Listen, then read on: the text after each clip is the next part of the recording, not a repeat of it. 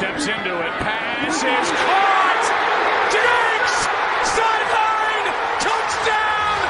Unbelievable! Vikings win it! Strap yourself in and get ready. Here we go, here we go! The leaders in fantasy football are incoming, giving you the ultimate insight to help you win your leagues and dominate your mates. You're now listening to the Insight NFL Show with your hosts, Guns and Maverick. Welcome to the NFL. Let's go! Let's go! Go!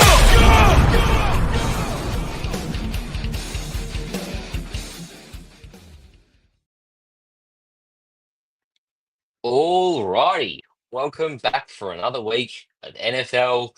Another week is gone. We've got one game tomorrow, but we're going to look at what's been. We had 3 Friday games, a Saturday game, and a bunch of Sunday games, all Monday games, actually, I should say. But we're here to look back at it, and who else to look back at it with than Maverick? How are you going? Fucking shit house, to be honest with you. The snow game really just burnt me, to be honest with you. I was looking really good in a certain league. Had Purdy and Moody as kicker. I don't really like playing kickers, but this league plays kickers. And, they sort of shut the bet, mate. I'm going to lose because of that one game. One game is going to cost me. Yeah, that's the way, isn't it? You know, you get a snow game, it throws everything out the window. Like, I wish who you would have missed. thought? Yeah, like who would have thought that Ray Davis would actually have a good game in the snow? Gee, I don't know who would have thought of that. But I did watch the show back actually at lunchtime today, just to make sure that was actually recorded. That I did say that Ray Davis would play well, and sure enough, he did. I don't know, mate. If you throw a dart here and there, sometimes they do hit. Yeah, as you say, throw enough darts at a board, one of them is going to bound to land on it at some point. Well, let's see. We were talking about it off air, but in the League of Insight, how else would fate have put it than to have your two co-hosts battling it out for one playoff spot? Yeah. I believe we will both be, barring a dramatic meltdown from Jameis Winston tomorrow, we will both be 7-6. You will have a slightly better record. It will be close, but you will have a slightly better record than me in terms of points scored and all of that stuff. Well, I mean, points scored on first in the league. Yeah, I think I'm only behind you by like 15 though. Yeah, after this week it'll be about 40. Oh, there Maybe you go. 30. What did you get? What did you get this week in that? Okay. Oh yeah, you got 150. Far out. I'm on track for about 160. Yeah. Oh yeah. David and Joku left. Hey. Yeah. Yeah, not so we're bad. both going to eat, I suppose. Well, we either eat or it's feast or famine in that regard. Yeah. And then I mean week 14, I've got a team that's 8-4, so that's questionable. And you've got geez, you're getting making. You've got Mick, aka the Big Horse, Without who's no 4-8 QB. With no QB. with no cube, with no QB. Yeah, And there's no the trade deadline has expired, so you can't trade for one. And I might go on the waivers this week and spend some fab on some QB so he can't get one. Oh, that's filthy.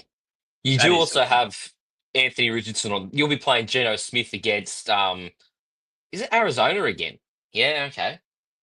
You've got a couple missing actually. That's fine. Just look. You're probably going to have Jameer Gibbs who's in trouble for leaking the entire playbook, Yeah. and then your backup running backs are Gus Edwards and Zamir White, who's lost his job to a bloke called Sincere.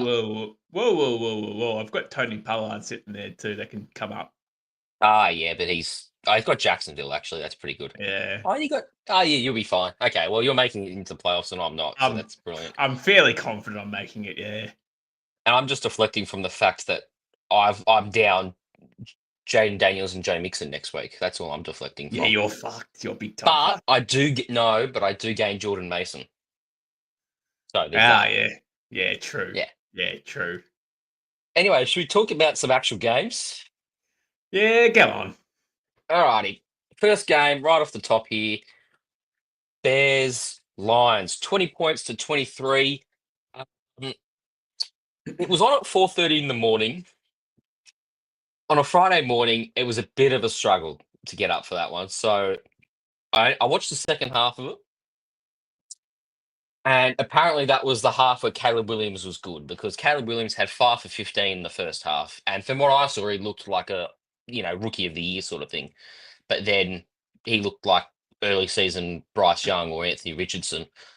In the first half of this game, now the beneficiaries of the brilliant second half from Caleb Williams were undoubtedly Keenan Allen and DJ Moore. DJ Moore saw 16 targets. That's good. 8 receptions. That's good. 97 yards and a touchdown. I believe if it's not his highest, he's gone back to back weeks with 20 points or more. Um, this is encouraging signs. Am I right in saying that the last 3 weeks have been their first 3 games in the post Shane Waldron era? Yeah, it has been. And I said this sort of when this happened. Is I'm more in on DJ Moore when that happened because we're going to see more action to him. He's too good not to be more involved. And the last 3 weeks, mate, you can probably insert him into starting lineups again confidently. Hmm.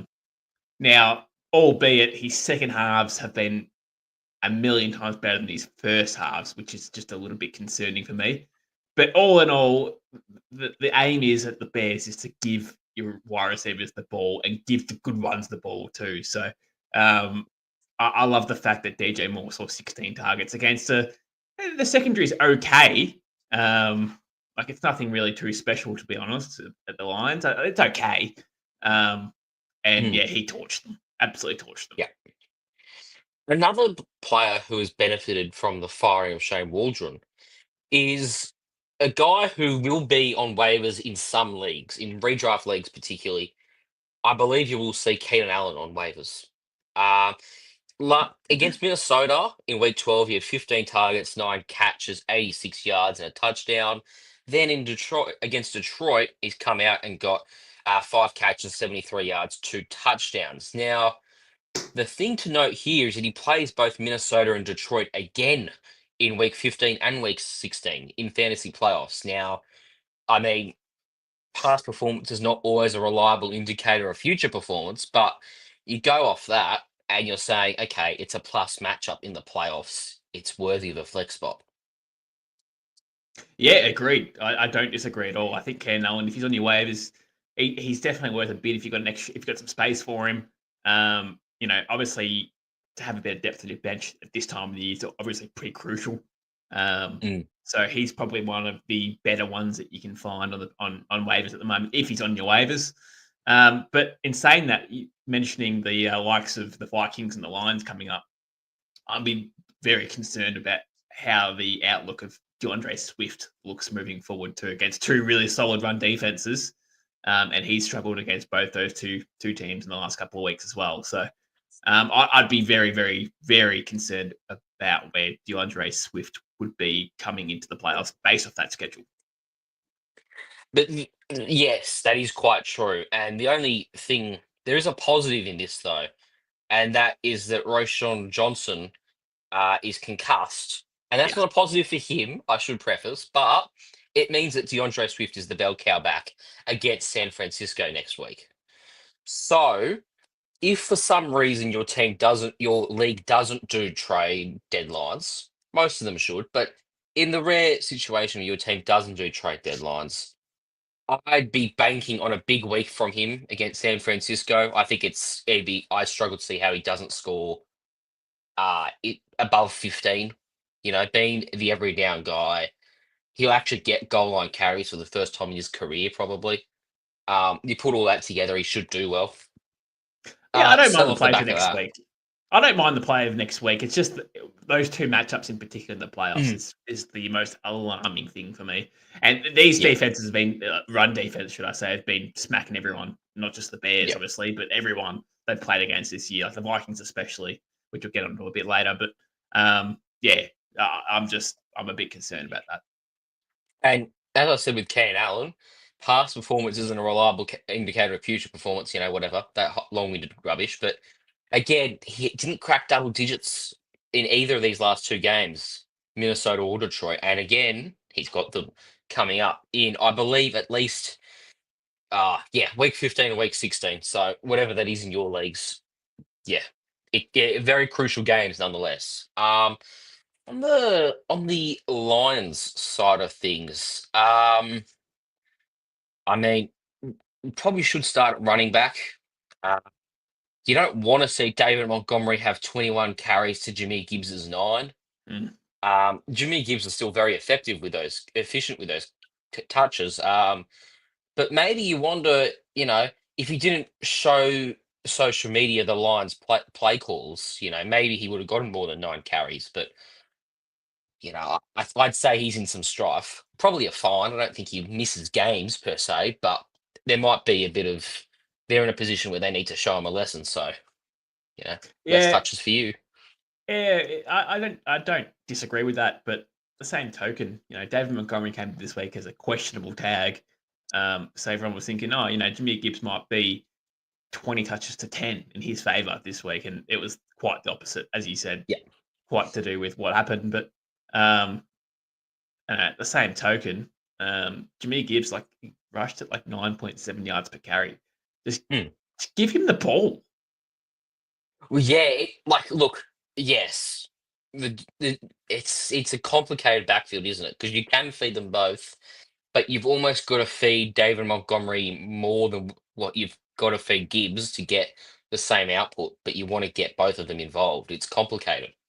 Yeah. But I do find it odd that Dave Montgomery did more passing work than what Jameer Gibbs did. Yeah, and that was very odd too. It was just odd. It's just an odd game for me for the whole offense. Yeah, they got it done. Should they have lost the game? Maybe. Should they have gone into OT? Definitely. But yes, of course. But I completely forgot about that. They yeah, fired Matt Eberflus as well. They fired the head coach straight after. he did not see the end of day after that game. That had the makings of his graveyard cemented. He was already inside the grave, ready to go. But yeah, They I thought lowered it the was coffin. it was a weird game for Sam Laporta as well. 6 total yards, right? But he had 2 touchdowns. So, Red zone threat. if he's a red zone threat moving forward, then it's not a bad play. But 6 total yards is not encouraging. No, it's like you take what you can get at tight end, unless your name's Trey McBride or Brock Bowers, or Kelsey, I should throw in there as well. But even then, well, that's probably Amon-Ra St. Brown had a solid, but probably quieter game than what I thought he would have. Jameson Williams, for a guy that got 7 targets and 5 catches, I would have thought he'd have close to 100 yards, but no, he didn't even crack 30. Nothing else for me in this one. No, I agree. All right, let's move to your Dallas Cowboys defeating the New York Giants. Yeah, so Tommy DeVito is the best quarterback on their roster now. Drew Lock was no good. He can run all right, but no good. 21 of 32, 178 passing yards, an interception, 4 carries for 57 yards and a touchdown. He would have had 2 rushing touchdowns if he was in by half a foot. But instead, he blessed that to a favorite here at Insight, Tyrone Tracy, who, he didn't have what would be called a great game in terms of how much he actually got given the ball, but he scored, and that saved his week. Yeah, I don't really care who's playing quarterback now. I'm completely out on this offense. Malik Neighbors, I benched in our League of Insight. He was actually pretty good. 8 for 69 is actually not a 13 bad targets. score. It's not a bad score, but against the Cowboys, the Cowboys are pretty average on both sides of the pill. And especially their run defense has been really bad. Micah Parsons coming back obviously helps, but yeah, all in all, their run defense has been average and I just can't get around this offense with Drew Lock or bloody Tommy DeVito in there. It's all in all pretty gross. Yeah, Look, what's encouraging from a perspective of if you have Tyrone Tracy and you not well drafted or picked him up off waivers thinking he would be a league winner. The positive thing is he did have 73% of the snaps despite Singletary having 7 carries. So he's still on the field a hell of a lot. In fact, barring it's what it's the it's his third highest snap share of the season. So like you look at it from that perspective, it's not bad. I mean, on the flip side of things, Rico Dowdle might actually be the league winner. But there's a few guys that I think are in that category, and maybe they're all right answers. But Rico Dowdle, 22 carries, 112 yards, and a touchdown with a few catches alongside it. Currently the RB6 on the week. He's been dominating the snap shares for the last 5 weeks or so. He has seen double-digit carries in that time in every game, and the last 2 weeks he's averaging 20 carries a game. We said when we were drafting in the preseason that this is the cheapest RB1 you can get at around the 160 ADP he was at that time. It took a while for it to come through, but he never really lost the RB1 role. Yeah, sort of, but didn't. It was sort of Yeah. at most maybe a 60-40 split at one point his way. But I will say though, I haven't really been too excited about Rico Dowdle for the most part of this year. But I will say the game against Giants was very good against a pretty average defense. Now his upcoming schedule against Bengals, Panthers, Buccaneers next 3 weeks is pretty damn juicy. So that is pretty juicy. But the championship round, he does have the Eagles, so you probably don't play him against the Eagles, but he can probably get to the granny, that's for sure. And I think it's unlikely you'll be reliant on Rico Dowdle in the fantasy championship, just considering where pending Maybe you injuries, are. of course, where you drafted him, he probably won't be an RB2 on your team. Like he's probably a flex guy. Well, he might be an RB2 if you're a CMC owner. Yes, and that's a good segue into our first question here. Pick up Jordan Mason or Isaac Guerendo in lieu of the McCaffrey injury. I think you got to go off what happened in this game. What's happened in the previous games this season? It's a Jordan Mason bell cow, right? He'll just do it. I think Guerendo will come in as a change of pace, but Jordan Mason will see a whopping amount of volume, I think. Yeah. And he'll be Absolutely. good too. And he'll be good. Oh, Like, yeah, absolutely. Yeah. Absolutely. Now, your fella CD Lamb, has he got feet for hands or something? Because he dropped, I think it was at least 3 catches, possibly 4. But he finished with two catches on 6 targets for 39 yards. Explain. Look, just an off game. I think he'll be right. I What? mean, it's going to hurt you. It's going to hurt you this week if you started him, and if you own him, you're probably going to start him. Let's be honest. So it would hurt. It's probably cost him a few managers playoff matchups around as well. But all in all, mate, I really like the Cowboys' schedule for the remainder of the year. So I'm comfortable with the likes of Rico Dowdle and CD Lamb being played for the next 3 weeks anyway. They've got some really nice matchups, so they could go big. Oh, Cowboys! I don't know if Cowboys will be able to keep up with the Bengals next week, but they'll be able to score on them. Yeah.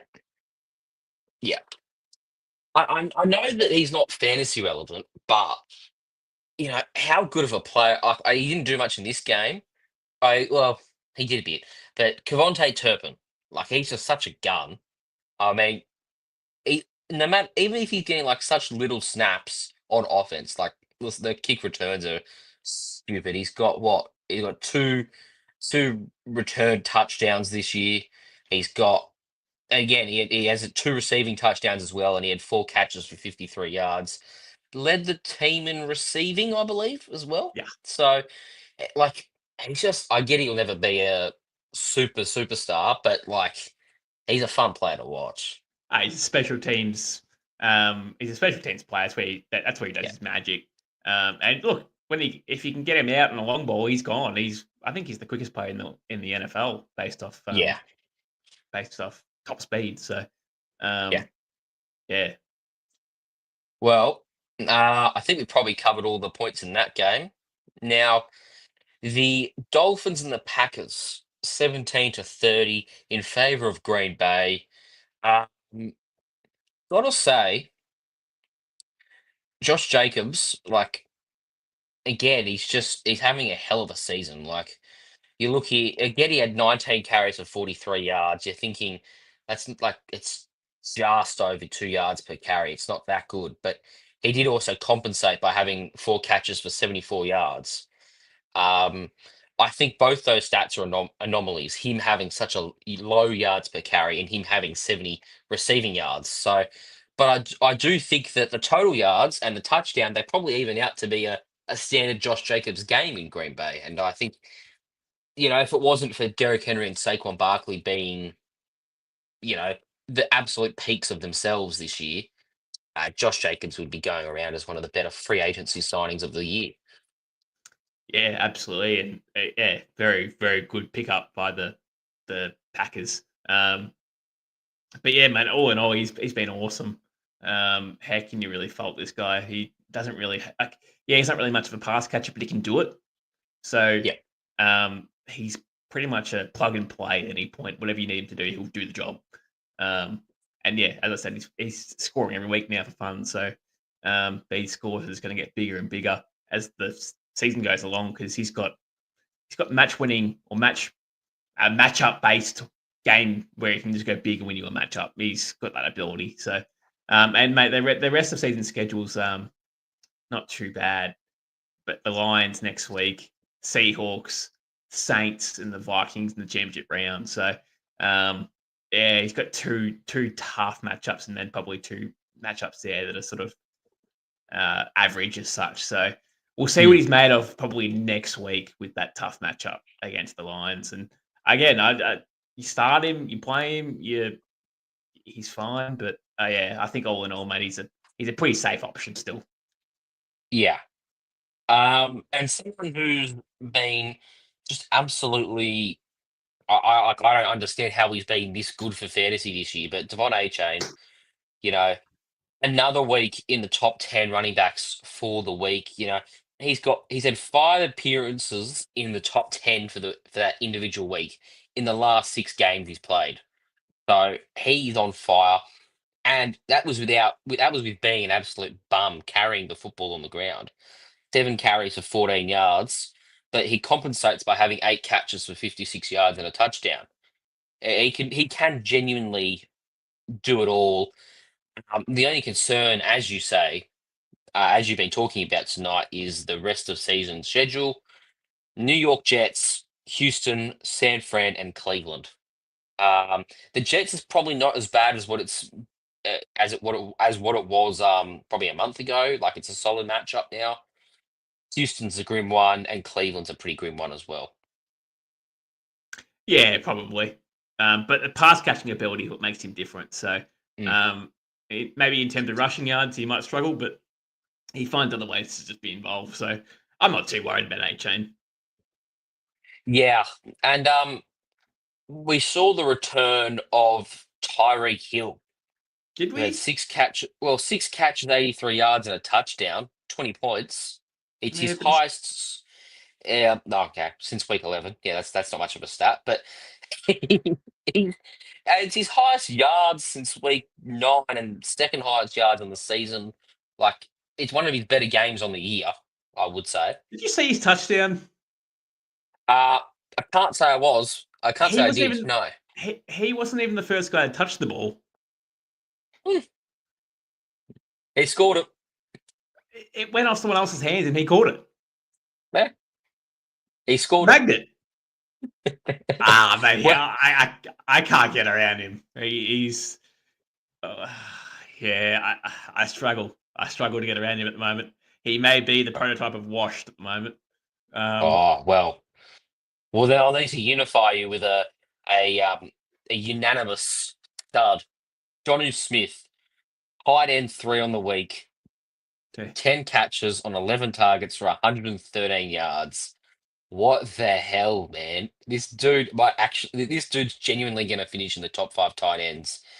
And I believe his ADP was in like the high 100s, like late 100s sort of thing. Oh yeah, he was on waivers like 3 weeks ago. Yeah. Like he was sitting not everywhere, but we've been on a lot of waiver wires 3 weeks, 4 weeks, 5 weeks ago. And yeah, his let's say his last month of football has been so impressive that you have to start him every week. He's now an every week starter.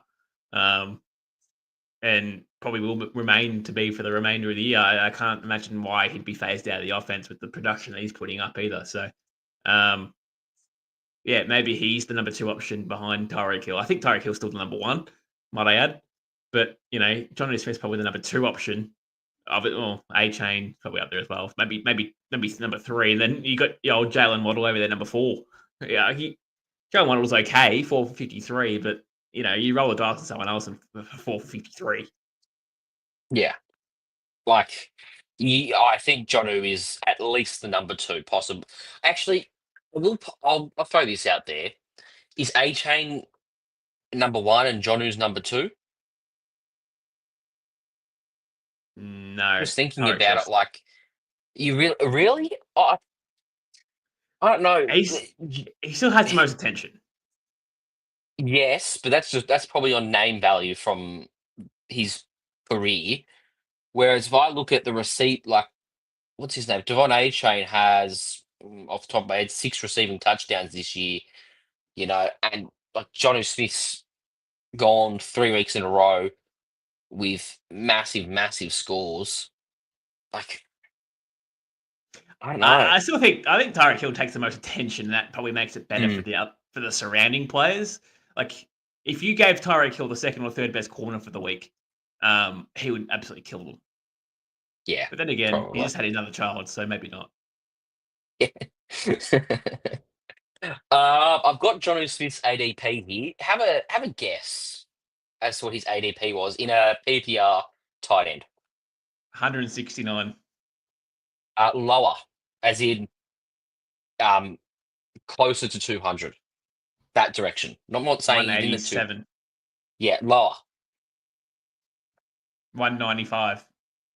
Yeah, lower again. So I'll rip the band-aid off. 226. Oh, you could have said, yeah. Yeah. Anyway, it's all good. I don't think I explained that very well. But point is, No. it's 226. That's where his ADP was. Should have gone the old hotter, colder sort of thing. True. Anyway, it's all right. Yeah. On the flip side, like Tucker Kraft, Mr. Volatility himself, he came back with 6 catches, 78 yards, solid game. If you were desperate for a tight end, you could have played him. Is that desperate? You would have. I mean, it is because he had a game where he scored 0 in a game 2 weeks ago, and then against San Francisco he got 10, and then a 7. Like, he hasn't really done well since Is they've Kyle had Pitts desperate at this stage? Oh, Kyle Pitts. Yeah, we'll get to that. Yeah. Yeah, that's my point. Yeah. In terms of the receivers for Green Bay, not much going on there. I mean, Jaden Reed did have 2 receiving touchdowns, but like 3 catches for 20 yards is a bit of the Sam Laporta sort of thing. Yeah. Christian Watson, 2 catches, 67 yards. It's a sort of typical stat line for him. And Dontavian Wicks did see a bit more, but 4 catches, 30 yards. It's not making me happy. It's not exciting me. You know what I mean? I'll tell you what did excite me was seeing Aiden O'Connell nearly beat the Kansas City Chiefs. And if it wasn't for a rookie center, and maybe a bit of, short attention span from Mr. O'Connell himself, they probably win. But 23 of 35, 340 passing yards and 2 passing touchdowns. He had the best game of his career, I reckon. You can't convince me that game wasn't scripted. Yeah. Look, I'm it was. starting to really think now it's WWE on a football field because how does that like you rarely ever see that happen like at any point during a game versus like Yeah. the last play of the game when the game's on the line. Uh, just you never see that happen. You rarely see that happen. Um, I think to your point, I think the Kansas City Chiefs games are that's what I mean. WWE. I don't Yeah, think all the NFL is. I think the Chiefs games are though. Like that's just because of stupid. Taylor Swift has a massive impact, doesn't she? Oh, for real. Anyway, She might be the that's odd right. Vince McMahon. But anyway, we won't go there. Um, Yeah, there's levels to that. we won't go uh, there. no, we won't go there. But we will talk about a bloke named Sincere. Now, if I ask you, let's say, I don't know, 3 weeks ago, and I say, "Oh, I picked Sincere McCormick off waivers," would you think I was talking about NBA or NFL? NHL was probably what I'd say. NHL. There you go. Yep. Yeah, I'd be guessing something like that. I wouldn't. I know my NBA pretty fondly, so I wouldn't be guessing NBA. Um, but yeah, no, it's crazy. He looked really good too in this game. Might I add? He looked really, really good.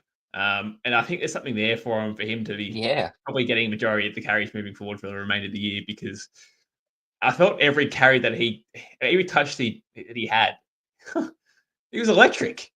He looked good, and it wasn't like he had a big game. He was just constantly getting 5, 6, 7 yards. Yeah, Um, I don't know. Like he's reverted back to the practice squad as of yesterday, so he might have that. He might have some problems there, but like, the dude was Amir Abdullah.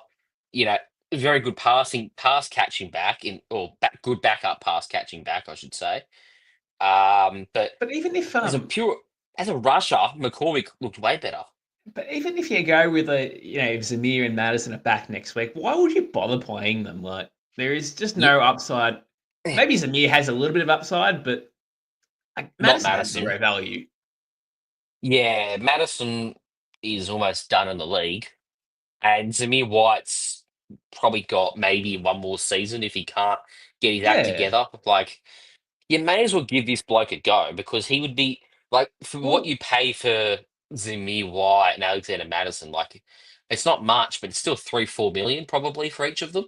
Whereas McCormick could be lucky to be on one. yeah, but even for the remainder of the year, like who cares about like the remainder of the season for the Raiders? It's done. There's nothing Yeah, here to play for apart from the number they're one tanking pick. for Shadur. So why not play him for the remainder? You know what you're going to get from Madison. You know what you're going to get from Abdullah. Zamir, sort of. Yeah, But why not just play a kid sincere. that might be It, on it your roster next year? Imagine the scenes if this bloke comes along and it's just a Zamir White 2.0. Yeah. It, What I really it's did enjoy, screaming to be that way. Anyway, yep. what I really did enjoy is the absolute domination that Brock Bowers is putting on everyone at the moment. He's absurd. His hands are absurd. He's like a wide receiver in a tight end's body. Um, Yeah. and the things that he can do single handedly is just insane. Like this guy will probably go in the top 20, top 25 next season. The way he's Yeah. projecting, yeah, he could be a top 20, 25 pick. And tight end premium leagues, he could be a first round pick the way he's going. So, And like, take this into account. They're picking at either one or two, I would have thought. So, yeah, worst case scenario, he gets Cam Ward from Miami, who's a hell of a quarterback. Best case scenario, he gets Shador Sanders, who's a hell of a quarterback. Like, no matter who, like, he's getting one of the stud quarterbacks in this draft, there's not one of many the of them. two stud Yeah. quarterbacks in this draft.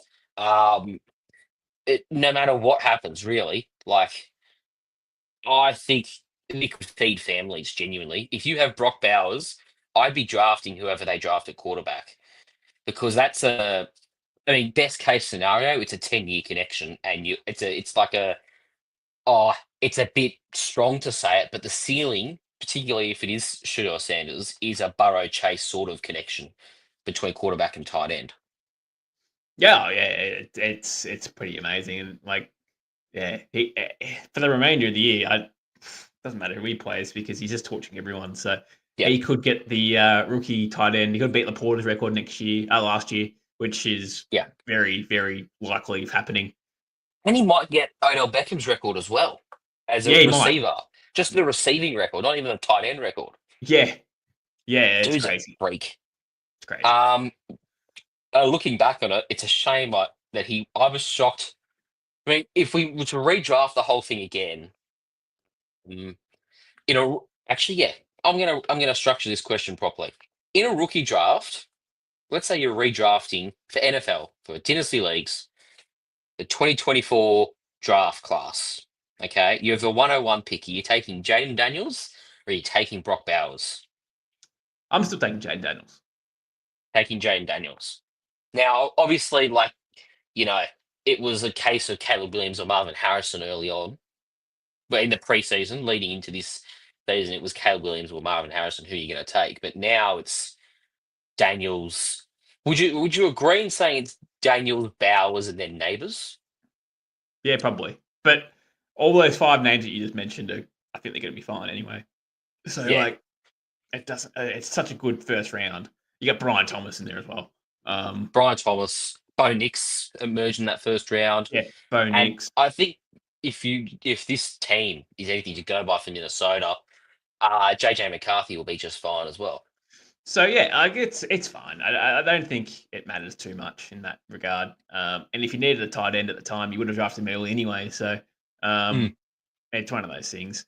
What I'm really excited about for the remainder of the season is Isaiah Pacheco. Now, he was on a very limited snap count in this game, but the explosive ability you could see, like that was it the 30-yard carry that he had. You could just see that this is what the team has been crying out for. I know Kareem Hunt's done a really good job in the absence of Isaiah Pacheco, but they haven't had this big playability that Pacheco can give them. So I think for maybe next week or the week after, I think it's going to be pretty much 80-20 Pacheco's way.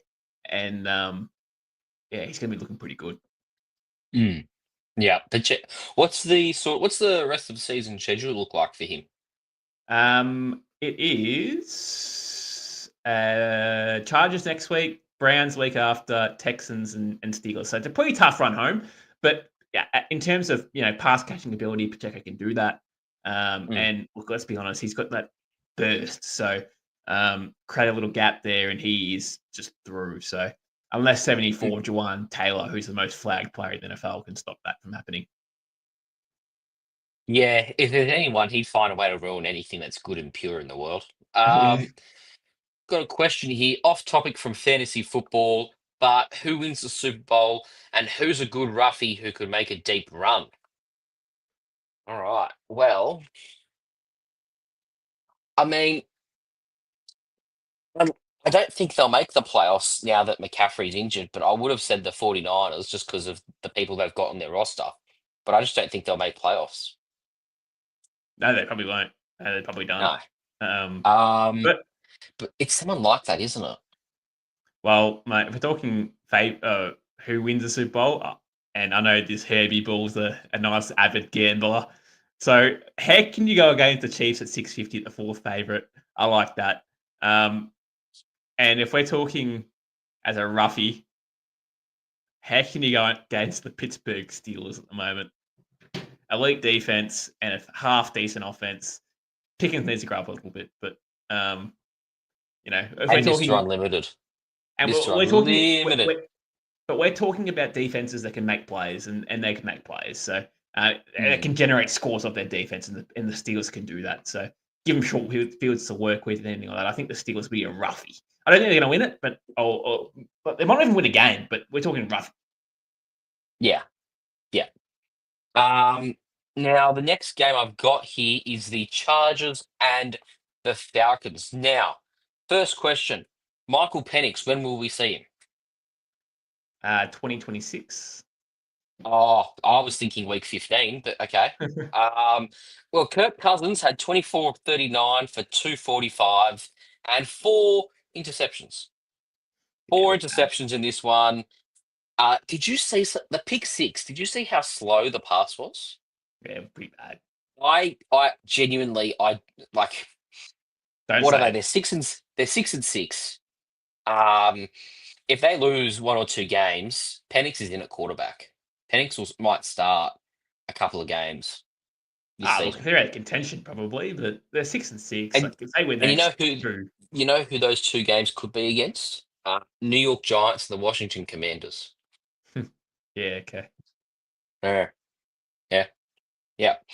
Uh, um, I'm just saying, like, if you're that shot at quarterback, or you've just lost Kirk Cousins yourself, you probably have Penix. That or Penix is available somewhere.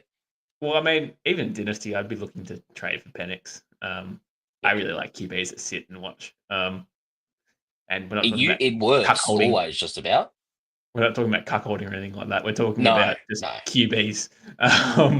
So let's get that He's out of not the air. sitting in the corner with a lampshade over his head. No, Yeah, he's just yeah, learning from Kirk Cousins. yes. Um, But like for Dynasty, I really like the selection. Well, the trade, the potential trade, especially if you're rebuilding anyway. I think it's I really like that, and it won't cost you much. yes. No. Well, it might cost you like a early second or a late first for Penix. I'd say mid second would probably get it done. To be honest. You reckon mid second? Yeah. Well, I mean, it depends on how desperate or reliant the owner of Penix or the manager of Penix rather is on having him on their roster long term. Um, Now, what have we got in the rest of this game? We have a look at Bijan Robinson, who went nuts, absolutely bonkers. 26 carries, rushing yards, and a touchdown, as well as 6 catches for 33 yards. Um, he since week 6, he's gone below 20 points in a game once. Yeah, and he probably should I be in that yeah. conversation for the RB1. Well, since a certain week, because we talk about A-Chain, we talk about Saquon Barkley, we talk about Derrick Henry. Is there anyone else I'm missing top of my head? I can't really think of anyone else. Kamara, I suppose, like just in Yeah, PPR. yeah, but Bijan would be probably just in that conversation as well. He's been amazing. He has been very good. I'm just getting the running back rankings up here. In the meantime, tell us why Carl Pitts is one of the bigger busts in recent memory. He's just phased out of the offense. I don't know if it's a him problem or a coaching problem, but we've seen it with a shit QB, we've seen it with a good QB or an upgrade, should I say? Look, Kirk Cousins is fine for the most part, but yeah, Kyle Pitts, like he has had like 2 good games this year.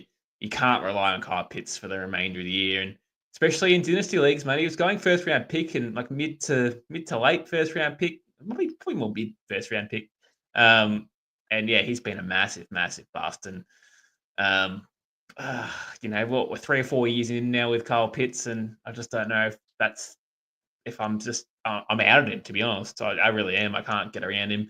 Tight ends do take a bit longer to develop, but having a goose egg is not a good start for getting me back on track. No, and it's I just that he like Kirk Cousins. He's just looking solely at Drake London and Bijan Robinson, right? Yeah, and that's the And thing. Like rightfully so. we were looking at Drake London in the preseason, going that this guy could have the uptick of ability. Now with an upgraded QB, but we also thought the same for Kyle Pitts. Yeah, Kyle Pitts one was a massive hit in Drake London. I think he's been great, but the other's been just a massive disappointment. So if you were to drop Kirk Cousins, not Kirk Cousins, if you were to drop Kyle Pitts to the waivers, I don't really blame you. Yeah.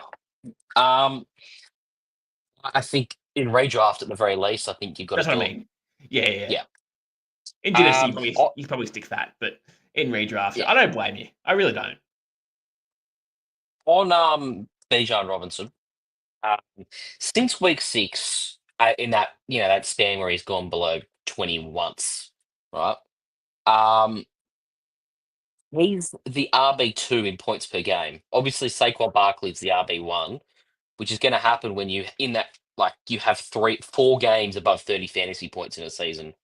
He's finishing the RB1 now. But 22.7 points a game is ridiculous work. Now, admittedly, when you drafted him, you probably expected that or around that. Like he would Yeah, have been drafted top 5, top 6.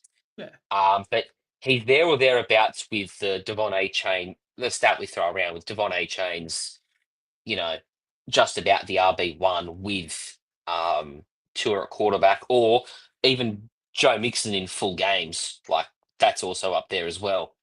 Um, but there's there's so many good running backs this year, and if I'll run you through like the top 10 here. Saquon Barkley is at number 1, and he's 30 points ahead of Derrick Henry now, which is absurd in PPR. Uh, then you've got Derrick Henry at 2. Alvin Kamara's third. He's 20 behind Derrick Henry. Bijan Robinson's 10 behind Kamara at RB4. And then you've got Jimmy Gibbs, Joe Mixon, Devon Achane, Josh Jacobs, Kyron Williams, and David Montgomery. Hmm. Yes, the Lions have 2 running backs in the top 10. That's ridiculous. yeah. No, that's just how good they've been all year. But yeah, no, I agree, man. I think it's great that fantasy owners who have drafted Bijan to be this guy. He is this guy. Mm. So for the remainder of the year, I'm not worried that he might drop this or anything. Like he'll be fine. What I was really surprised about in this game, mate, this is probably my biggest surprise. Now, J.K. Dobbins recently hit the IR. I think he hit the IR yesterday, to be exact, or maybe it was Yeah. Saturday, one of the two. It was over the weekend. But now they had a fairly positive game script for the entirety of this game. The Chargers. If it wasn't positive, it was at least a game, right? Gus Edwards had 6 carries as Mm. the lead back as such. Vidal had 4, and they really only ran the ball like 15 times, if that, as a whole.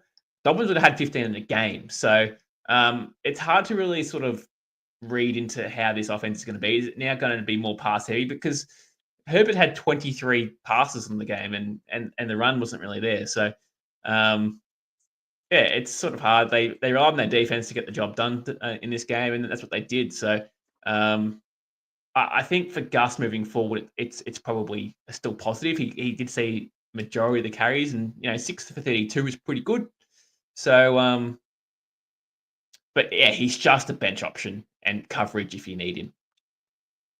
Yeah, he did lead the running backs in snaps. So he had 24 snaps to Kamani Vidal's 12.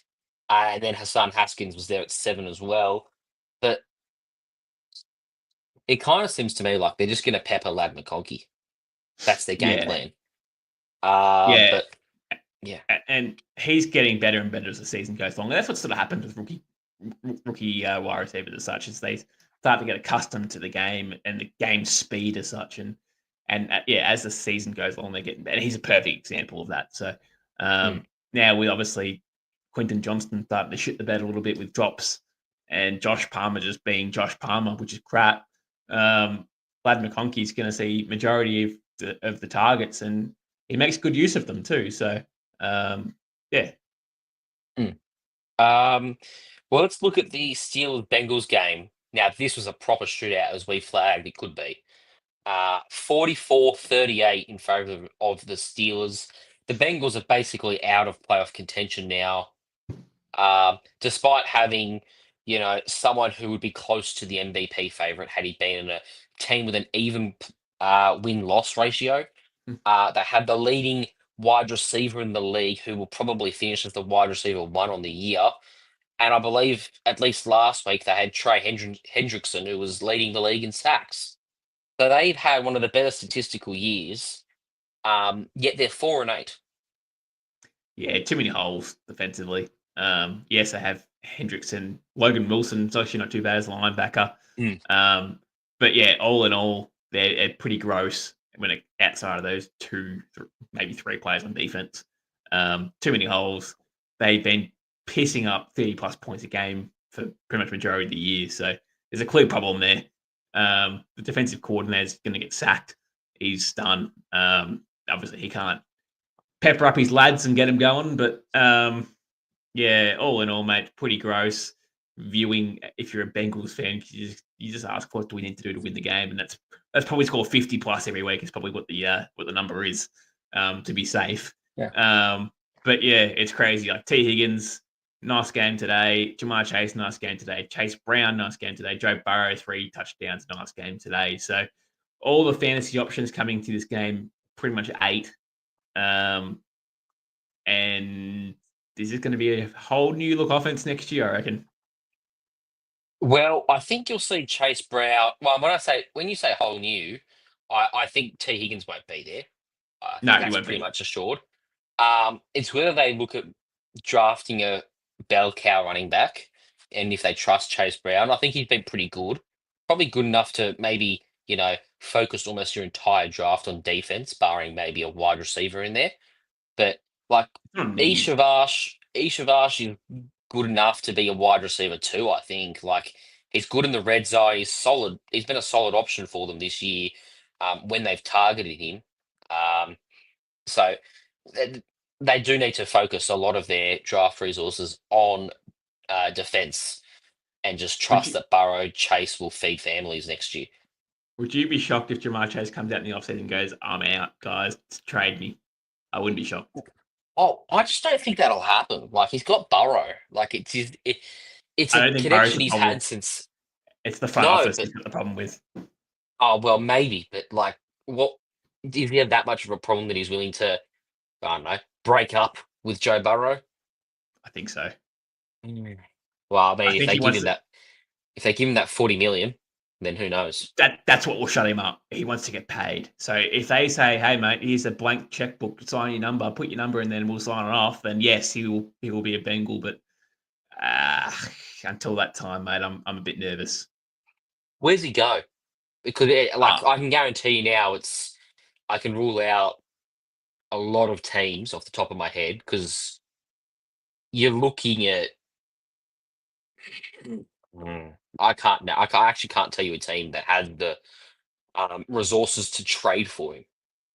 Mate, the Pats do. The Pats, I've got in Oh well, question marks on maybe. everyone though. Yeah, they might have the resources, but he might not even want to go there. Like at the end of the day, there's that as well. It's one of those things. Like I just wouldn't be shocked if he requests a trade, especially at the start of the year. I'm glad he's put that aside and played for the year and played at a very high level, might I add. But yeah, no, it's going to be an interesting off season for Jamar Chase. I think I'd be shocked if it's just as smooth as, mate, here's $40 million a year, shut up and play. There is one team that's come to mind. What about the Washington Commanders? Yeah. Yeah, I'm just thinking you get your LSU quarterback connection still. Like he's seen how good Daniels is. I wouldn't say Terry McLaurin's a gun, but I'm not gonna say that throwing Jamar Chase in there, he's still gonna see a hell of a lot of ball. There's all these things like that. That could be a Super Bowl. That's a proper Super Bowl team if they get Jamar Chase. Mate, T Higgins today might have had a job interview after the game at the Steelers. That's another one that I was thinking of as well. If T Higgins gone across to the Steelers, that's a possibility too. So, a nice little dress rehearsal into a job interview after the game. I would not be shocked. Imagine him and George Pickens with Mr. Unlimited, who had 29 of 38 for 414 passing yards today, 3 touchdowns as well. Yes, there was a pick, but come on, when you're throwing that much and you're trying to score that many points, I think you can allow a pick. Just under 28 points. He had a great game. So did Najee Harris, who he's really bounced back this year. He's had a very good season, actually. Yeah. And for someone that they declined the 5th-year option on, which I believe makes him a free agent after this year. And yeah. The way this running back market is shaping up in the league, moving a bit more towards running backs again, I think he's in for a little bit of a payday next year. Yeah, payday probably. But payday for a running back. Payday for a running back, exactly. Yeah. So what? But what I really, probably like $7 million a year or something, like $8 million at a most. Year. Yeah, nothing ridiculous. But what I really did enjoy in this game, most. Obviously, the shootout was very fun, but Russell Wilson pretty much came out with a plate of food for Thanksgiving because he gave 1, 2, 3, 4, 5, 6, 7, 8 players, 9 players had a reception in this game, and 8 of them had over 20 yards. So he just wanted to feed everyone. He wanted to feed just everyone that he had in his team. So I rate that. I like that. They let him cook. They let him cook. Let him cook. I tell you who didn't cook. Aziz Al-Shahir when he beheaded Trevor Lawrence in that tackle. Texans won 23-20 despite that. Trevor Lawrence, he's not dead, but he did look a bit dead there for, I'm going to say 3-4 minutes. But I don't know who came out of that worse, Trevor Lawrence or Al-Shahir, because I don't know about you. I'm not even close to a Jags fan. I would have I wanted to punch the living crap out of Shahir there. That was bad, wasn't it? That was a really, really Such a dirty hit. Such a dirty hit. Especially when Lawrence is already on the ground. Like he couldn't have gone anywhere else, right? And then he's got it wasn't me. It wasn't me. Yeah. Like, who's around you? Who else did it? Yeah, it was awful to see. And that's the stuff I think to stamp out of the game. I want to see the book thrown at him. He should get a suspension for that too. Maybe a lot of people have said rest of season sort of stuff. I don't hate that. That's the stuff I need to stamp out of the game. If we're talking about serious CTE sort of stuff here, that's the stuff we need to stamp out of the game. But again, Tank Bigsby, really, really yuck. Travis Etienne, really, really yuck. That run game. Now, I can kind of forgive Etienne because he did get the volume and he did have to play with Mac Jones as his quarterback. As did Bigsby, I suppose. They both had the same situation.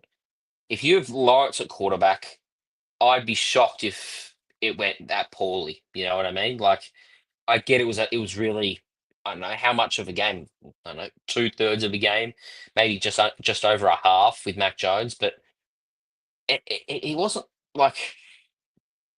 I think the volume's there that Etienne's now taken back the RB1 job. Yeah, but you can't start him. No, but you certainly don't get rid of him. Drop him. No, he's just a landmine on your roster because he's not really producing anything, and he's just there. So and now especially with that Trevor Lawrence, he doesn't play next week. It's just even worse. So it's just gross really all around. And speaking of gross all around, CJ Stroud is just gross all around for me for CJ Stroud. Again, a fairly dud fantasy score. By dud, I mean this has probably been one of his better weeks for the year. Yeah. But I get the offensive line's been shaky. I get all that. But God, he playing against the Jags. Everyone scores against the Jags, and I was thinking that this guy may be if this is the week that CJ Stroud bounces back and has a big fantasy CJ Stroud week, like we know him of last year, this is probably the week. If he finishes as a top 5 QB, top 4 QB on the week, I would have gone, oh shit, yeah, that's really good, that's positive. But yeah. No, I understand. I mean, Joe Mixon and what's his name, Nico Collins, still they produced a lot of points. Nico Collins just under 20, Joe Mixon just under 22. Again, safe as houses, must start every week. Stuff the matchup, just play him. Tank Dell's waiver wire material, isn't he? Yeah, well, yeah. I mean, it's just Nico Collins and Mixon. Dude, he's been horrendous. He's the he's the wide receiver 2 in this team. And look, CJ Stroud's not awful. Don't get me wrong. I'm not saying he's awful. I think he's fine. But if we're talking fantasy seasons, it's been on the downward slide. But Tank Dell has no connection. No.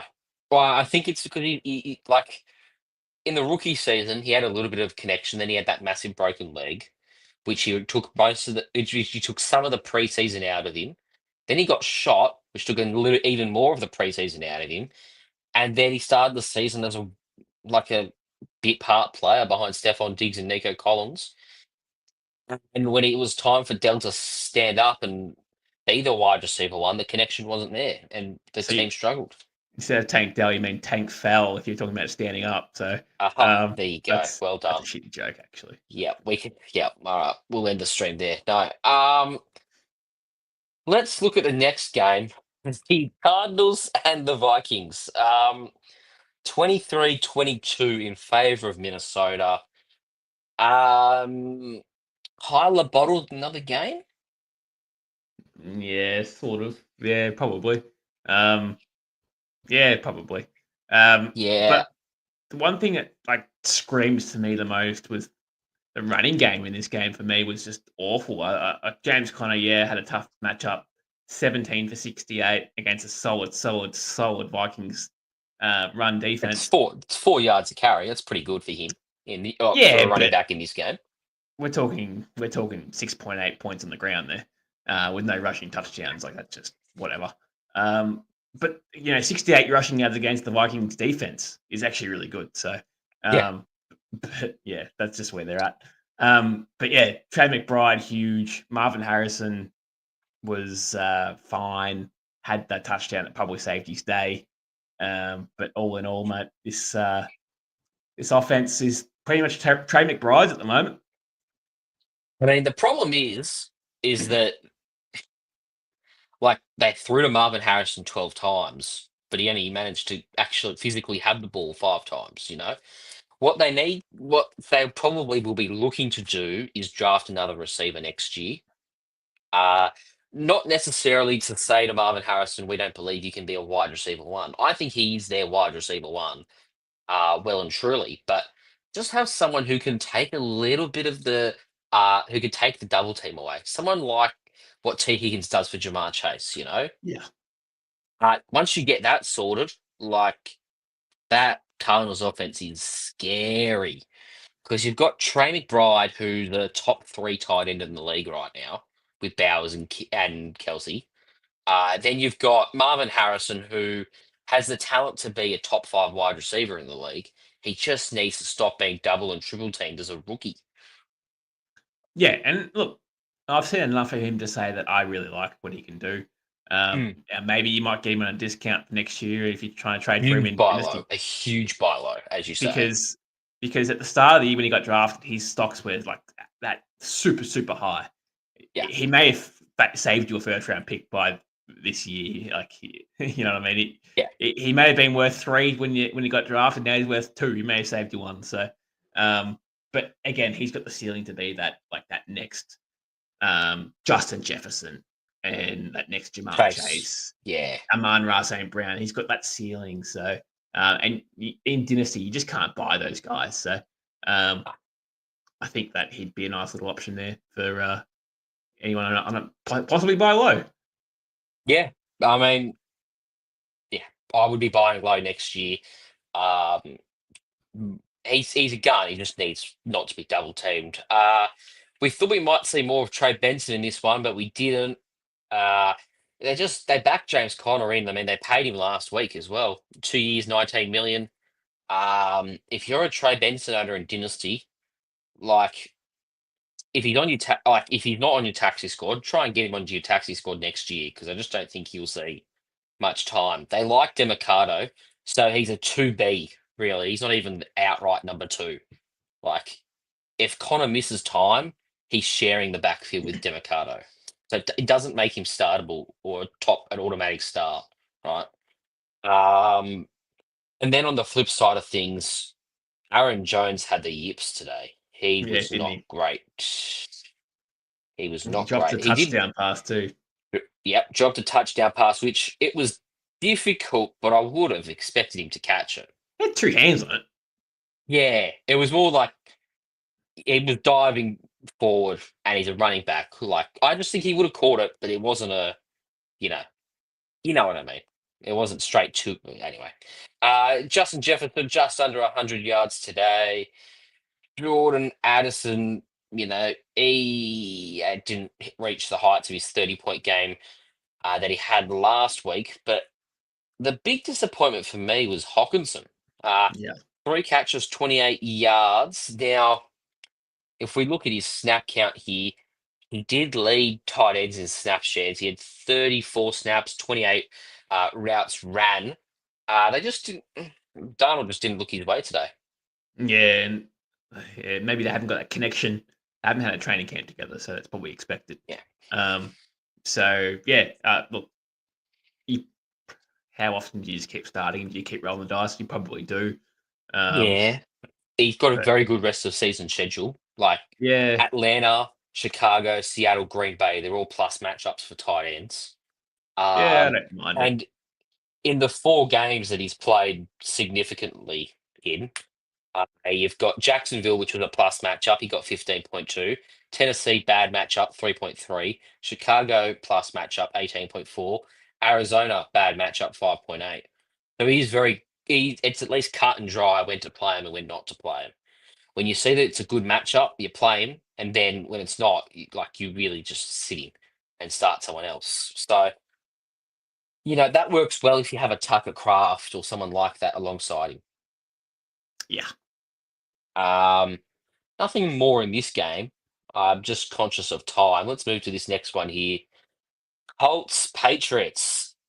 I will say this. It looks grim for around 3 quarters from Richardson, Hmm. but the game-winning drive he was especially good on. He And was. there was some shock. Well, actually, maybe Grim's a bit harsh. It was mixed, as in he missed some obvious throws, but then there were some blatant drops that would have been massive plays from a few of his wideouts. Yes and no. Yes, he had a couple of drops. He had a couple of drops last week as well. But yeah, 109 passing yards against the Patriots defense, who really haven't been that good outside of Christian Gonzalez. And that was a really nice pick that Christian Gonzalez had, might I add. That was more his ability rather than a bad pass from Richardson, I thought, in that one.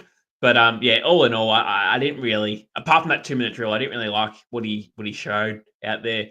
However, this is where you get Anthony Richardson. Like, this is where his ceiling is a bit higher than the normal QBs. His rushing ability, right? The 2-point conversion at the end for the game win, which is a ballsy call.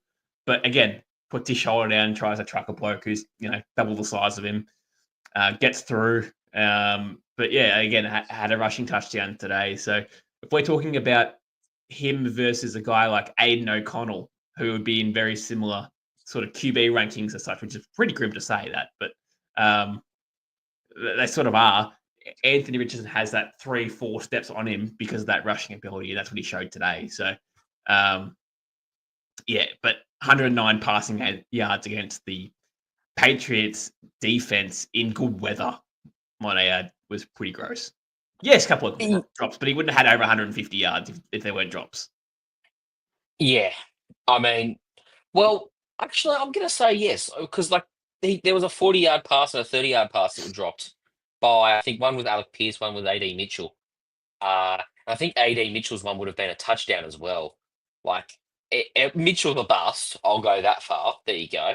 He's been trash all year. Um, and he's had plenty of opportunity as well. He just has not stepped up. Um, like I do agree it wasn't the greatest Anthony Richardson game, but it wasn't hard to watch. You know what I mean? Not Hey, like some of his early stuff. he found a way to win the game, mate. He found a way to win the game. Now, on the other side of things, Drake May, I mean, he keeps growing every week, doesn't he? He's very good. Yeah. You put him with T. Higgins and probably someone like Tyrell McMillan, who will probably go top 5 in the draft, probably to him. Someone of that caliber, like he will feast. Debo Genuinely, Samuel. he will feast. Debo Samuel, like anyone like that, they could put together a proper. If they're clinical enough, they'll put together a proper wide receiver room next year, and it'll be scary. They have to. Like, he's And making these guys look good. and that would make Drake May, I'm gonna say, on the same fantasy level, maybe higher than Richardson next year because he has not as much of a rushing upside, but close to it, like 80% of maybe what Anthony Richardson has on the ground. Would you say And be he's like? better passer, probably. Yeah. Would you put him on the same peg as like Brock Purdy? I put him higher. Okay. Yeah, that's fair. Well, it's just like rushing yards are so inflated. Yeah, Like that's fair. Purdy's not got that in his game really. Well, not to the No. extent. Well, Purdy has rushing touchdowns and such, He hasn't got not 50 rushing or 60 yards. rushing yards a game in him though. Yeah, no, I agree. But mate, he could be like a borderline top 10 pick, top 10 QB if they give him some weapons. Yeah. And who knows what his ADP is? Like, it could be low Mm. still because he's a rookie playing for New England. Like, it could still be, Mm. he could be a steal. Yeah. Seahawks Jets. Now, this game was way closer than it should have been. I'll start off by saying that. Um, Geno Smith, he was solid. Nothing special, but no, he didn't cost anyone the game. Um, was there an injury to Brees Hall? Yeah, he came through. He started the week injured and sort of played through, but I think he struggled with that injury. They probably should have sat him. Mm. Because I did see that Isaiah Davis had a lot more touches than what I like to see as a Brees Hall manager. Yeah, and he had a touchdown too. Mm. Yeah, look, let's see what happens with the Jets. They're a basket case at the moment. All in all, it's a real bitter relationship they've got between Aaron Rodgers and the franchise, and vice versa. They're 3-9. They've lost another game, and Aaron Rodgers still sucks. He was still average as today. So, Garrett Wilson pretty crap. Devontae saved by a touchdown. The Seahawks defense doesn't scare me, might I add. I don't look at the Seahawks defense and go, well, shit, we're in for a tough one here. They're just average, which is fine. But Yeah. this is a pretty grim scenario for Rodgers and probably the whole Jets moving forward for the remainder of the year. They're being gross. I'll say this, like, Seattle they've got Leonard Williams, who had a massive game today. And then they've got, in my opinion, if it's top two and it's not number two, but best cornerback duo in the league with Tariq Woolen and Devin Witherspoon. But you take those three out of it, it is a middling defense, verging on poor. But like Devontae Adams, with better quarterback play, he would have absolutely feasted today. Oh yeah. And then I think the same goes for Garrett Wilson. There's just not that much to talk about in this game, really. No, it's not. No, so let's move on to a game where there is a bit to talk about. The Commanders Titans 42-19 in favor of Washington. We spoke last week about how, Brian Robinson was questionable. Austin Eckler was out injured. Well, he's now on injured reserve. And we were like, well, Jeremy McNichols might be the every down back. And even if he wasn't, McNichols probably still sees a fair bit of work. Right? Well, we did forget one bloke by the name of Chris Rodriguez, who somehow had 13 carries for 94 yards and a touchdown and left Jerry McNichols in the dirt with, what was it here? 6 carries for 32 yards. So, And no passing there's work. that. No, one catch from a running back today. That was Brian Robinson for 6 yards. Yeah. I mean, look. It's so weird again, like especially for the Yeah. Commanders who love using running backs. I thought McNichols has been vulturing off these guys for pretty much majority of the year in terms of Eckler and Brian Robinson. So look, Eckler goes out, McNichols comes in as the Eckler role maybe, and if Brian Robinson's actually banged up, they might just lean on McNichols a bit more, but they've leaned on Rodriguez. It makes no sense to me. Yeah, he's been there for a while though, Rodriguez. So it's probably not too surprising that they did give him the work. But I look at the same time, from what we've seen this year, I would have thought that Jeremy McNichols was in front of Chris Rodriguez. But anyway, what do we know? Exactly. Terry McLaurin might be a top 5 wide receiver for the remainder of the year. He's he just catches touchdown passes for fun these days, doesn't he? He's heavily involved in the offense the majority of the time, but it's more the fact that he scores nearly every week. Yeah, I'm really happy for him though. Like, Thanks. it's by far the best quarterback play he's ever seen. He's seen some of the worst quarterbacks in the league, and some of them are already dead. Like that's how bad they were. Like Yeah. it has been shocking quarterbacks. 13 different quarterbacks he's had before Jaden Daniels, and Jaden Daniels has come in and he has made Terry McLaurin. Well, not made Terry McLaurin. He's shown Terry McLaurin what it's like to have decent quarterback play, and he'll only get better. Yeah, absolutely. On the other side of the pill, mate, I just want to mention this guy is my biggest bust of the week. It's Tony Pollard. Yeah, go on. Oh. Go on, play Yeah, it. I just gotta find. This man was a bona fide scrub. He can't play. No disrespect whatsoever, but I'm sorry to tell everybody the truth. Yeah, it's Tony Pollard. I thought coming into this week against the Washington Commanders, who, let's be honest, are not really a good defense, especially a run defense as such. I thought Tony Pollard would absolutely eat. Now, game script didn't help. That really didn't help at all. But 8 carries for 35 yards, 4.4 yards per carry, which is fine, but just nothing there on the running game, and really not much there in the passing game. 4 for 33, but it's whatever. I was looking for a minimum of 15 plus in this game, and probably more.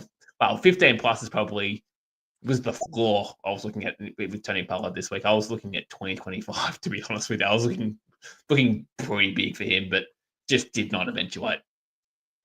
No, and then like there's just not much there for him. The only guy that actually really benefited from anything out of the game was Nick Westbrook-Akine, who is on a legendary run right now. He has, if my maths is correct, he has 8 touchdowns in his last 8 games.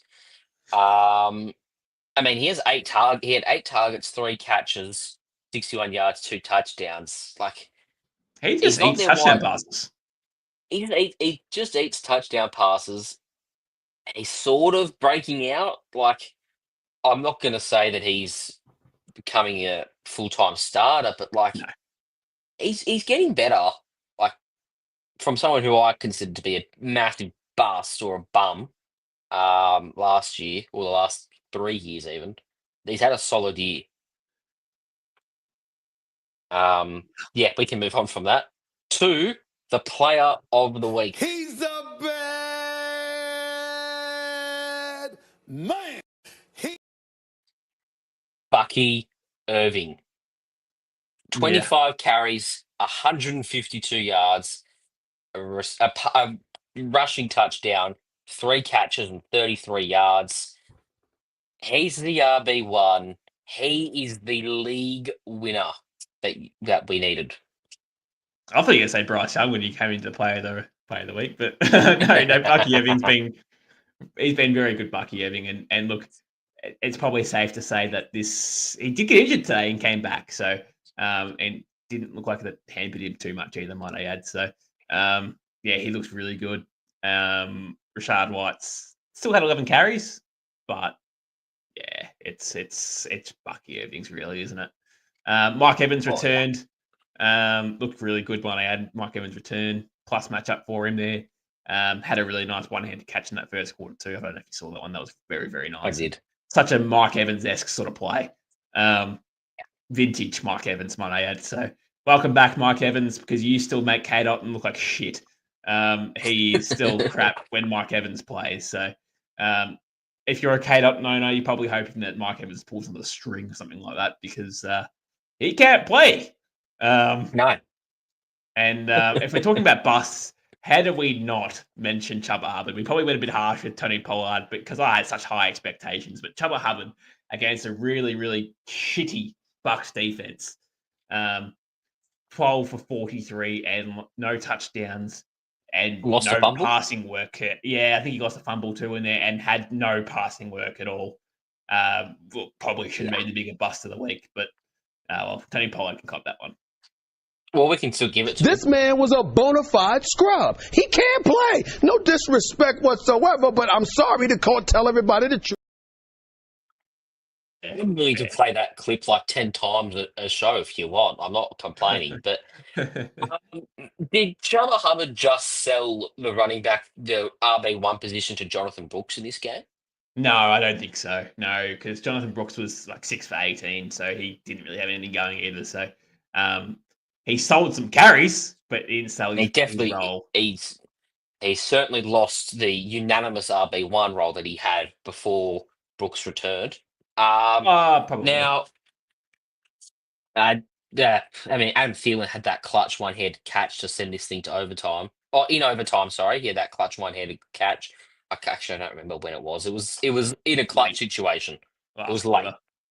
quarter. Um, and outside, like he had a good game for fantasy. Outside of that, I'm pretty happy for Bryce uneventful. Young. I am happy for Bryce Young as well. He's had quite the resurgence. I still think he's probably their franchise quarterback. Um, Yeah, like there's a lot there. There's a lot to like. He's still very talented, and he's still yeah. showing some of that talent. You just got to like Leggett will be better second year. You'll get they've lost a receiver. Oh, and they traded Deontay Johnson away. Yeah, like they'll probably draft a receiver next year. Um, like it'll, and you'll have Jonathan Brooks a year removed from his ACL tear, and Chuba Hubbard. They'll keep getting better. Bryce will be better for having another year learning. Like they'll be fine, the Carolina Panthers, as long as they're willing to be patient, I think. Agreed. The Rams, they just beat the Saints 21-14. Stafford didn't really light it up in the passing game. 14 of 24 for 183 and 2 touchdowns. I mean, admittedly, he still, I suppose, to an extent, fed Puka Nakua 5 catches, 56 yards, and a touchdown, but barely looked Cooper Cup's way. And, instead he threw a passing touchdown to Demarcus Robinson. So, they're all over the shop there. But, I mean, for me, it was Kyron Williams yet again. At half time, it looked like, he entered a split carry backfield with Blake Corum. But then, as the second half went underway, Kyron Williams took over again. Yeah, he did. He did. And Blake Corum was pretty good in those touches that he had too. So, maybe they might start letting on Blake Corum a bit more as the year goes along because they're 6-6. They're probably unlikely making playoffs, and they probably don't want to kill Kyron Williams between now and the end of the year. So maybe they might just give Blake Corum a few more carries for leading into fantasy championships just to make Kyron Williams look a bit worse. But Puka Nakua's saved by a touchdown today. Cooper Kupp pretty average. Really disappointing, might I add, because the Saints defense, especially their secondary, is not talented at all. And I was looking at this matchup going, well, Puka Nakua and Cooper Kupp are going to eat. They absolutely destroyed the Eagles cornerbacks who look like they're body elite, but they couldn't do it against the Saints. So it's a weird game, this. Yes, very weird game and also a very sad game. I am having a very bad day. I am in no mood. This today is one of the worst days that I've had in a long time. Yeah, I think you might know what I'm referring to, but just I'll clarify it for our listeners. Taysom Hill looks like he's torn his ACL. Dude, we need it looks bad. we need something. I don't know if you know any wrestling or anything like that, but back in 2003, the Undertaker got buried alive to his his on-screen brother yes. Kane. Yeah. And we just need that sort of the dirt going over somebody as a bloody graphic, because this would I'll work see what really I well can for do. CMC. This would work really well for Taysom Hill. It's probably a little bit harsh, but yeah, Taysom Hill is as good as gone, mate. He looks like that's an ACL out for the year, out for 12 months. May not see him till mid I don't next think year. I'll be polite. I just don't think you'll see him again. He's 34. A Yeah. 34-year-old hybrid player who relies on explosiveness and power, tearing his ACL. Yeah, this is. I'd say it's close to. He might come back, but he won't be the same player. I think the days of peak Taysom Hill are gone just with this injury. It sounds a bit over dramatic, but like if it's an ACL, it kind of is. Can you tell me what MVS's deal is? He had another touchdown He's catch today. What's his he's deal? just He didn't Westbrook want, Akino. but he didn't want to play well with the two better quarterbacks in the league in terms of Mahomes and Josh Allen. But he likes Derek Carr and goes, I'm gonna catch passes off Derek Carr and look really good. It's because when you play with Josh Allen and Patrick Mahomes, you're playing in prime time and there's expectations to do Uh, well. But you There's play for 10 the people watching. Saints, there's 10 people watching. Yeah, So righto. I think that's all it is, genuinely. Like he played in a Green Bay era where Aaron Rodgers was on the decline, and people were like, "Well, when's he going to get?" The only reason people were interested in Green Bay was to see whether Rodgers would retire or get traded or ask for a release. There was Mm, just that merry-go-round. But in the actual regular season, who watched Green Bay? Um, mm. I mean, Alvin Kamara again, like 23 carries, 112 yards, 4 catches. No You take score. Taysom, no score, but you take Taysom Hill out of the equation for the rest of the season, where he has, yes, this is right, New York Giants, the Washington Commanders, Green Bay, and in the fantasy championship, Las Vegas. I like it. So I reckon for the final 4 weeks he will be the RB1. Yeah, I actually like Derek Carr those matchups as well. So, Yeah. as maybe even a QB2 super flex leagues as such. So, like Derek Carr's been working well with what he's got. So, Mm. yeah, and Olave will come back at some point too. So, yeah, I don't mind. I don't mind the Yeah. shout of obviously Kamara, obviously, but Derek Carr is a QB2. Let's look at the store. What's it called? The Eagles and the Ravens game. Now, I thought the Ravens would win this one, but Saquon Barkley, he did Saquon things. 23 carries, 107 yards, and a touchdown. Um, like he's inevitable. Mm. Yeah, That's all. That's yeah, all. That's all I really have to say on Saquon Barkley. He's inevitable. He'll be the RB1 for the whole season. mm, Um, he's making a case to be a top 3 pick next year in redraft, yeah, yeah, or just absolutely is. like he was on fire. I mean, Derrick Henry still had a very good game, 82 rushing yards and 30 receiving yards. Like without a touchdown for Derrick Henry, that's a solid game. Mm. Um, the receivers did okay. Quarterbacks like Lamar, he ran for 80 yards himself. That really elevates his scoring, as we were talking about earlier with Richardson. And again, Jalen Hurts a rushing touchdown. Same deal again. Shouldn't have been called back, might I add. That was a false start if I've ever seen a false start. Yeah, you wouldn't have any preferences against the Eagles, would you? No, but that was a false start if I've ever seen one. That was ridiculous. Ridiculous. They started and then the ball was snapped. I don't know how you missed that.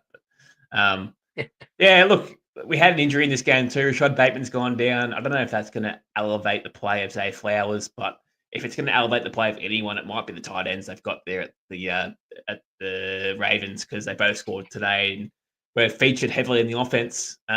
Zay Flowers still had 3 catches for 74 yards, which is fine-ish, sort of, not really. But yeah, Bateman did go down. He gets those long balls, but they have a bye next week, so we'll see how long Bateman's out for. But yeah, Andrews and likely were pretty featured in this game as well. So I tell you who won't benefit from Rashad Bateman being out injured, and that's Deontay Johnson, who didn't see a snap. Not one snap. I mean, yeah, seriously, that's a wasted trade from Baltimore. Like, yeah, it is. It is. if you're not going to use him, why trade for him? Like, you're not winning the Super Bowl if you're going to keep bottling games like this. So Yeah, and their you're not defense getting him a isn't good ring. enough. Their Yeah, defense isn't good enough. They're wasted a pick on Deontay Johnson. If they wanted to keep him away from other teams, I get that, but also keep him away to play him as well is probably the other you should side of use the him. bill. Yeah. Yeah, so Anyway. yeah, interesting, very interesting. I don't know. I don't understand myself. He's a good receiver. Yeah. Niners Bills. Now we can be Uh, quick on this one. James Cook, stud. Uh, Josh Allen had a passing touchdown, a rushing touchdown, and technically a receiving touchdown. technically. I believe it gets counted as a receiving touchdown despite not having a reception. So there's that. But it was a proper snow game, as evidenced by Brock Purdy's stat line: 11 completions on 18 attempts for 94 yards. But the big news out of this one is that Christian McCaffrey's gone down. And I bet that all 49ers fans are feeling a little bit like It's this. over. We are screwed. I mean, look, the dude's 28. He's just had a season-ending PCL injury. They're 5-7. They're 2 games behind division leader Seattle, and they're in a league where I could see them absolutely capitulating the next few games. But in saying that, they have a good running scheme, and Jordan Mason's there. They might not lose all that much. Yeah, especially for those CMC owners that took McCaffrey. He would have gone early. He would have gone as the top 101. picks in Superflex, maybe top 3 in Superflex, and 101 in just one QB league. So I dare say you'd be having a pretty shit season, I'd imagine, because if you're drafting him early and then he comes back for 2 or 3 games and then goes out again, it's a tough pill to swallow. It really is. Unless you've nailed some late picks, like a Chase Brown or something like that. But or quite literally, you drafted Jordan Mason as a handcuff. Or possibly you did that as well. Yeah, absolutely. But yeah, otherwise it'd be pretty grim viewing for your team if that was the case. Grim viewing was Brock Purdy today. That was very grim. Shitty conditions, like, don't get me wrong, but just could not get anything going at all. On the ground, couldn't get anything going. Just nothing. Compared to the other guy on the side of the pill, which is Josh Allen, who looked like he was comfortable, looked like he's played in these games for his whole life. So yeah, that was the difference to me. Yeah, just polar opposite sides and if you look at this matchup at the start of the season, you would have thought this is going to be a cracking game, but you look at where they're at now, they couldn't be more opposite. Like, the 49ers are just having a revolving door of injured players. Yeah. Whereas the Bills, like, they've had James Cook emerge this year to being one of the better backs in the league. You've had Khalil Shakir emerge as a very sure-handed wide receiver 1. They've traded for Amari Cooper as well, the on-field coach. The on-field coach who's doing wonders still. Like, he threw Josh Allen a touchdown, essentially. Yeah. You know, like, it was like he was just giving Josh Allen practice for diving for the pylon, you know? Like, Yeah. it's This is a amazing. training His coaching skills are unmatched. Anyway, I think that'll just about do us. We've covered everyone. There's a couple of comments here to finish off. Oh no, they're just general comments, but yes, I do agree on all of those fronts slipping Jimmy. Well, that'll do us. We'll be back on Thursday. I think that's right. Thursday for, I suppose, a look at week 14. Yeah. All right. Well, thank you for watching or listening, depending on how you consume this, and we will catch you later.